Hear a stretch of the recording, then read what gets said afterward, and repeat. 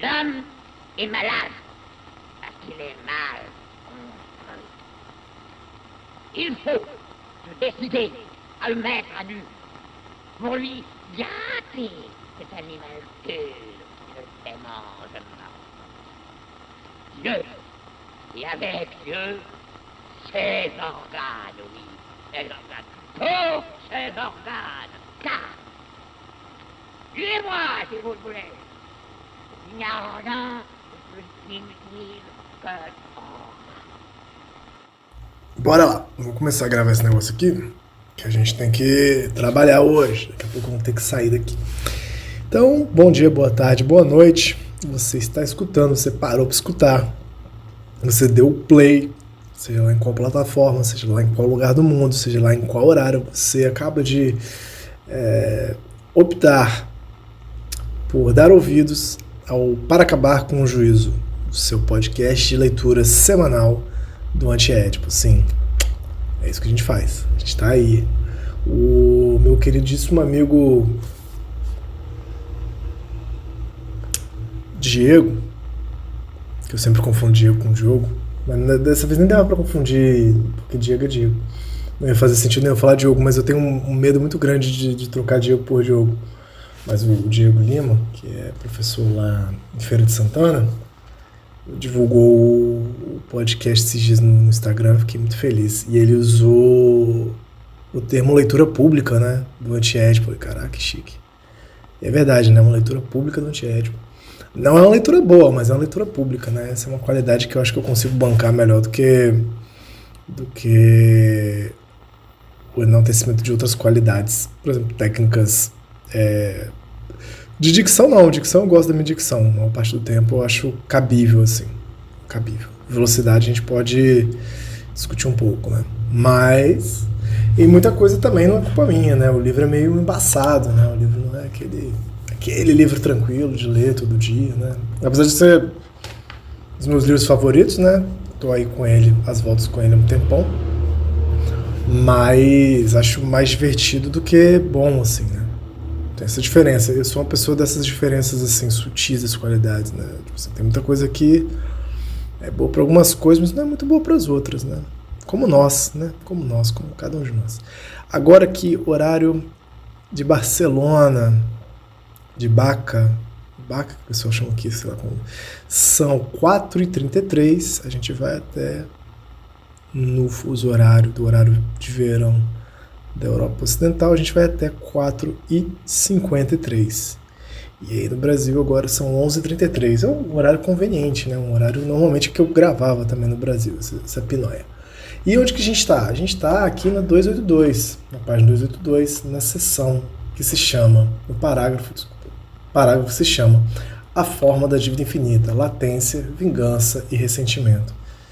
Não me pergunte muito o que a gente estava falando, mas a gente está no final da página, num trecho que é mais o desenvolvimento. Ou a gente chega um pouquinho mais para frente e eu botei aqui para voltar um pouco. Mas enfim, eu estava falando da lei do déspota, né? Que parece que a lei... Porra, agora já esqueci totalmente, cara. Quando a lei quer explicar o que significa... Desde o início a lei exprime um imperialismo significante que produz seus significados como efeitos tanto mais eficazes e necessários quanto mais se subtraem ao conhecimento, tudo devendo a sua causa eminente. Bom, enfim... Uma relação aí, quem vem primeiro, o poder ou a lei, o poder vem sempre primeiro antes de tudo, né? O poder e o desejo para esses caras vem sempre antes de tudo, e a lei vem depois. Então não confundir a coisa aí. Não bota lei em tudo que é desejo não, porque uma coisa vem depois da outra, pros caras. Enfim, a gente tá aqui no mais o desenvolvimento, vou nessa aí.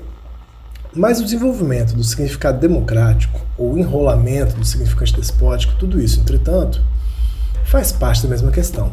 Ora aberta, ora bloqueada, da mesma abstração continuada, maquinaria de recalcamento que sempre nos afasta das máquinas desejantes. Esse é o grande problema, vou até repetir. Mas o desenvolvimento do significado democrático, o enrolamento do significante despótico, tudo isso, entretanto, faz parte da mesma questão, o problema de sempre deles, ora aberta, ora bloqueada, da mesma abstração continuada, a maquinaria de recalcamento que sempre nos afasta das máquinas desejantes. É que sempre houve um só estado. Para que isso serve? Esfuma-se cada vez mais e desaparece na bruma do pessimismo e do niilismo. Nada, nada. E com efeito, há algo de comum no regime da lei, tal como aparece sob a formação imperial e tal como ele evoluirá mais tarde. A indiferença à designação. É próprio da lei significar sem designar coisa alguma. A lei não designa algo ou alguém.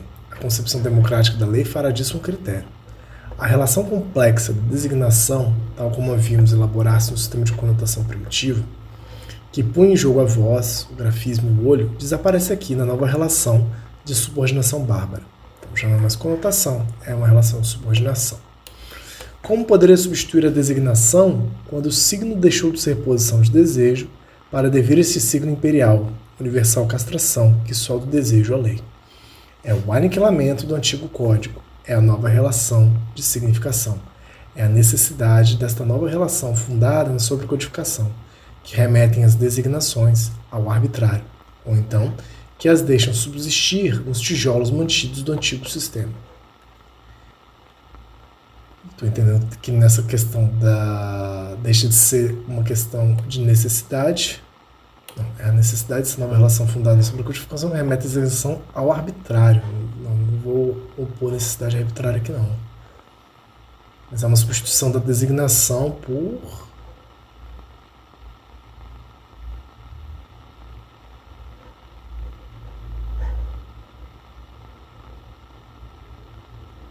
o arbitrário, se colocar aqui, né, por uma subordinação, né, não sei se é isso. Conotação por subordinação, isso certo.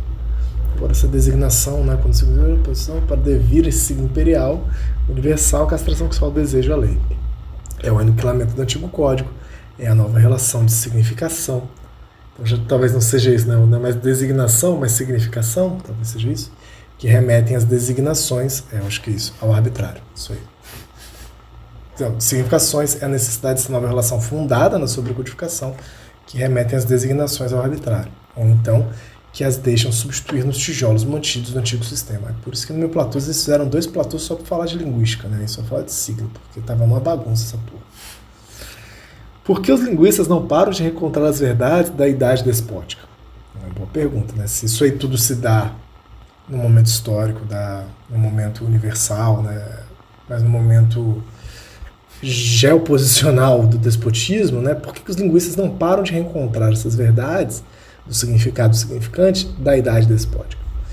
E, finalmente, é possível que este arbitrário das designações, como avesso de uma necessidade de significação, não venha incidir somente sobre os súditos do déspota e nem mesmo sobre seus servidores, mas sobre o próprio déspota, sobre sua dinastia e seu nome. Entre parênteses e aspas, o povo não sabe qual é o imperador que reina, e até mesmo o nome da dinastia lhe permanece incerto. E isso é uma pergunta, né? Então vou repetir em tom de pergunta. Né? Finalmente, é possível que esse arbitrário, vou pular só o parágrafo, o parênteses de exemplificação, que provavelmente tem cara de ser uma citação do Kafka na minha cabeça. E finalmente, é possível que este arbitrário das designações, como avesso de uma necessidade de significação, não vem incidir somente sobre os súditos do déspota e nem mesmo sobre seus servidores, mas sobre o próprio déspota, sobre sua dinastia e seu nome? Isto significaria que o instinto de morte é ainda mais profundo no estado do que se supunha. Puta que pariu, jogaram essa do nada,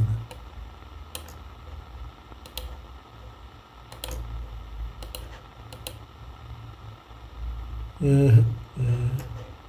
E que a latência não atinge somente os súditos, mas também as mais elevadas engrenagens. A vingança devém a vingança dos sujeitos contra o déspota. No sistema da latência do terror, o que já não é ativo, agido ou reagido. Só um instante.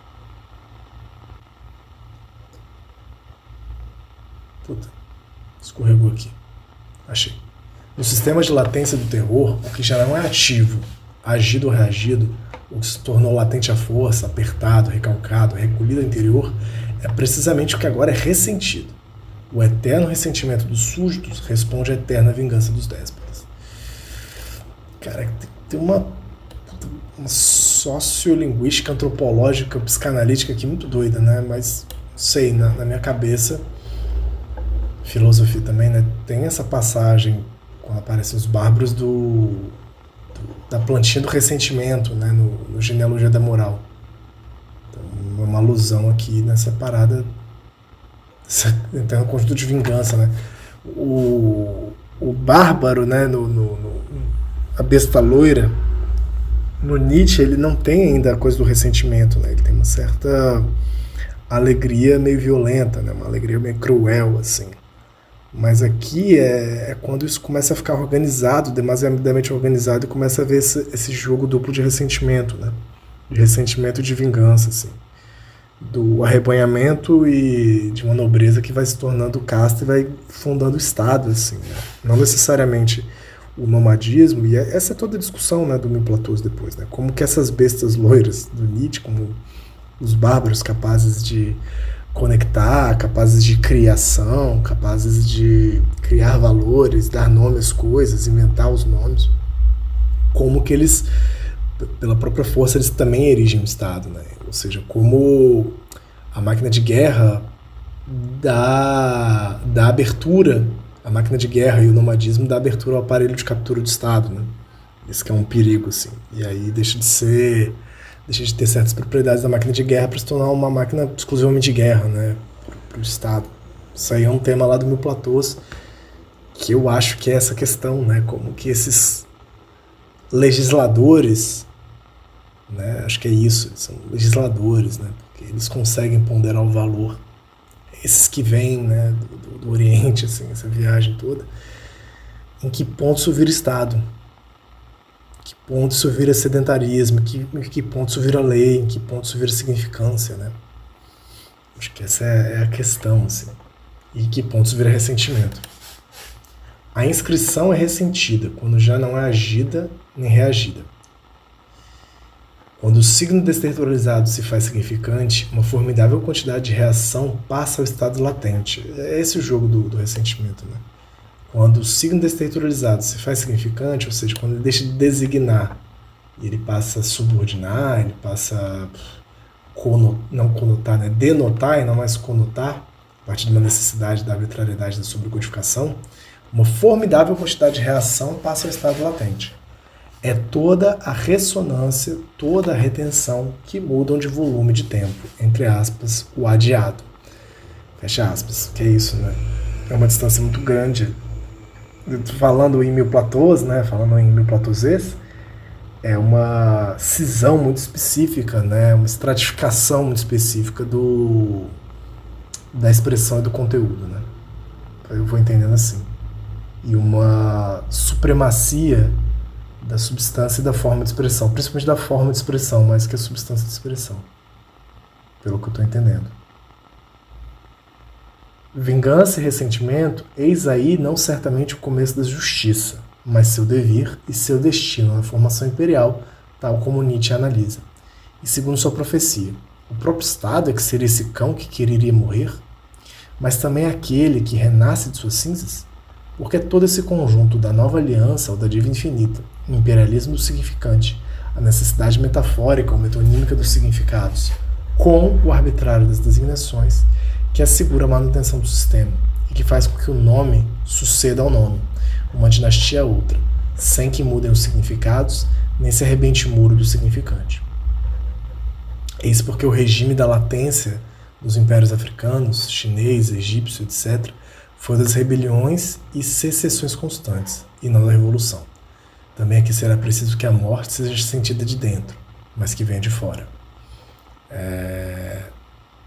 No sentido de, tal como na máquina territorial primitiva, né, a morte já é sentida de dentro, mas vem de fora, né, tem uma esconjuração. Aqui também é uma esconjuração a partir dessa latência, né, tem uma certa evitação dos fluxos desterritorializados e descodificados do desejo, por mais que já haja movimentos de desterritorialização e sobrecodificação. E estou entendendo que esse nome que sucede ao nome, uma dinastia que sucede a outra, né? É quase essa possibilidade da posição, do significante, da lei, né? Sem que nada mude os significados, nem se arrebente o muro do significante. Não muda a designação, né? Mas muda a sobreposição, né? É isso?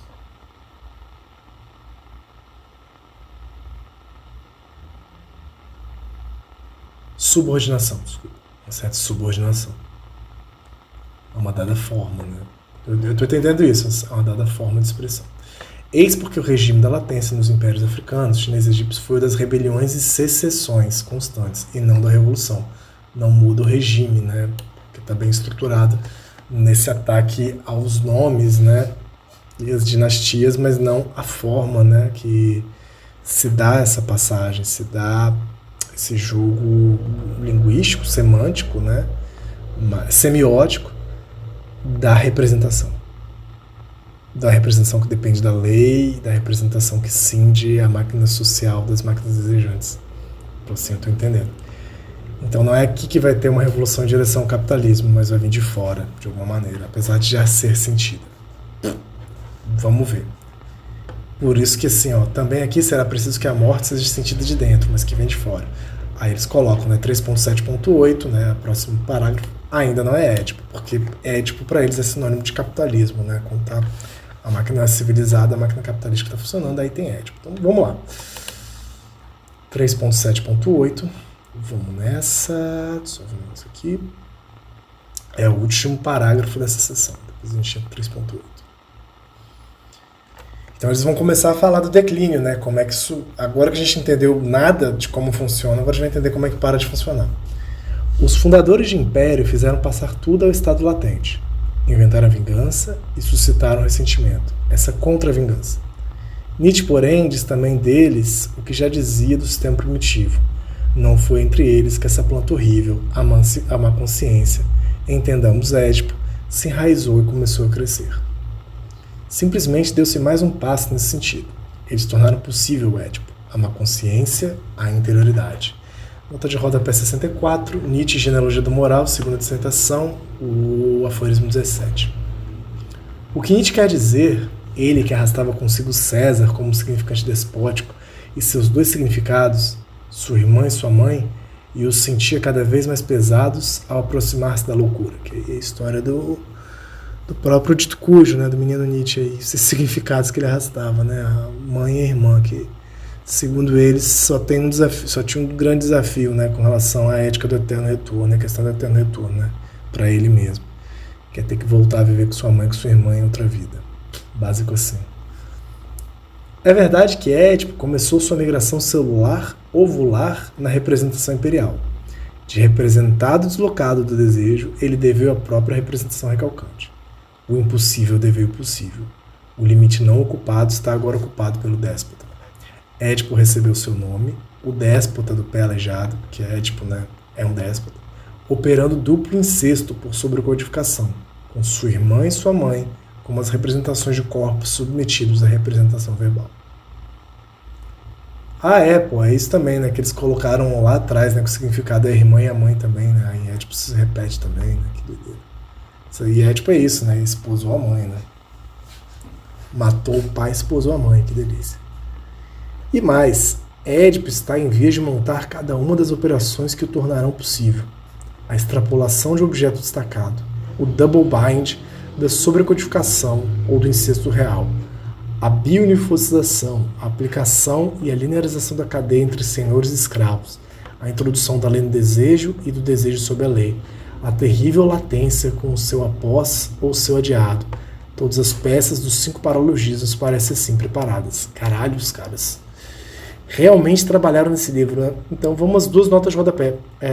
Quando eu falo 5 peças de paralogismo, o tradutor vai nos trazer, né? Isso aqui está no capítulo 2, né? É isso mesmo. A respeito dos 5 paralogismos, ver subitens 2.3, 2.3.2, 2.4.4, 2.5.9, 2.7.5, 2.8.5. Então você tem que estudar o próprio livro para estudar o livro. Mas a gente volta aqui, que são os erros de Édipo, né, que são os erros da síntese, talvez, né? Aí a gente tenta voltar aqui. Mas primeiro vamos ver essa nota de tradutor do double bind. Sob o termo double bind, ver a referência a partir do subitem 2.4.4 e as indicações do tradutor, a página 94 do original. Beleza. Que é o termo do Gregory Bateson. de fazer um duplo vínculo, né? Dizer uma coisa e expressar outra, por exemplo. Então, Édipo está em vias de montar cada uma das operações que o tornarão possível, né? Que ao mesmo tempo são as próprias operações de Édipo. A extrapolação de objeto destacado. Eu estou entendendo, talvez, extrapolação de objeto destacado. Tirar a parcialidade do objeto e tornar um objeto global, talvez? O double bind da sobrecodificação ou do incesto real. O duplo vínculo, né, da sobrecodificação ou do incesto real. Sobrecodificação é essa distinção, né, da coisa e da palavra, da coisa e do código, esse distanciamento que não é designante, assim, será que é isso? Entre o significado e o significante, né? A biunifocização. Aí eles continuam, né, porque não tem ponto e vírgula. Calma aí. 1, 2, 3, 4, 5. Então esse aí é o terceiro. A biunifocização, a aplicação e a linearização da cadeia entre senhores e escravos, mas também de outras diferenças binárias, né? A introdução da lei no desejo e do desejo sob a lei. Não é o que eu estava pensando que é o mau uso da síntese, né? Não é isso. São 5 paralogismos numa outra história. A introdução da lei no desejo, o desejo sob a lei, né? A terrível latência com o seu após ou o seu adiado. Todas as peças dos 5 paralogismos parecem ainda assim preparadas. Mas continuamos muito longe do Édipo psicanalítico e os helenistas têm razão em não se deixarem levar pela história que a psicanálise insiste em lhe soprar ao ouvido. É de fato a história do desejo, sua história sexual, nem a outra. Mas todas as peças funcionam aqui como engrenagens do Estado. O desejo não atua certamente entre um filho, uma mãe e um pai. O desejo processa um investimento libidinal de uma máquina de Estado, máquina esta que sobrecodifica as máquinas territoriais e com uma aparafusada suplementar recalca as máquinas desejantes. Caralho. Eles vão super antecipar o debate aqui do 4º capítulo e do aparelho de captura, né? Do Mil Platões. O incesto... Puta. Chega, né, velho? Caralho. Falta muito? Falta um tanto. Aí no próximo chega no Urstadt. Caralho. É bom de tomar uma coça, né? Esse texto. Enfim, galera. Quem tiver mais noção do que eu dessa parada aí, essa parte tá muito difícil mesmo. E tô precisando de uma interlocução pra trocar uma ideia, pensar junto. Mas se tiver tranquilo aí, se não tiver também escreve aí, fala aí, pô, vai mais devagar mesmo, sei lá. Dá um feedback aí que, caralho. Eu tenho feito essa leitura cansada, eu vou começar a fazer de manhã agora que as coisas acertaram. Caraca, consegui tirar hoje, teoricamente, né? O meu cartão de estrangeiro, de ficar aqui na Europa. Aí eu tô uns 10 quilos mais leve nos ombros. Dá bem, acho que deu certo. Agora acho que dá pra aproveitar melhor, tá bom? Um beijo, entre em contato, a gente se fala, manda uma carta, manda um telegrama, a gente vai se falando. Beijinho.